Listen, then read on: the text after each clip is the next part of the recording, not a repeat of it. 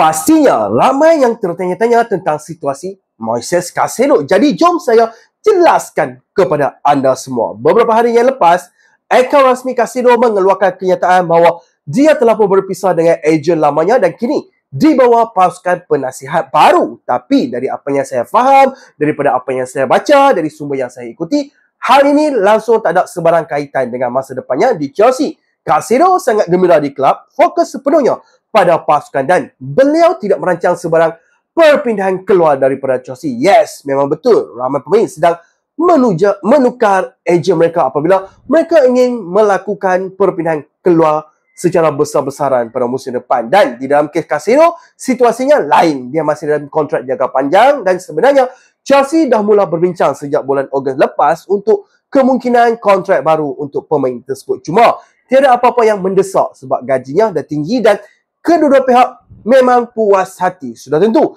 kabar angin akan muncul sebab kita tahu Caicedo ni memang pemain yang berkualiti tinggi, kelab besar pastinya sedang memerhati pemain seperti ini. Tapi buat masa ini Caicedo kekal fokus di Stamford Bridge, sepenuhnya komited dengan Chelsea dan projek Enzo Maresca di Chelsea.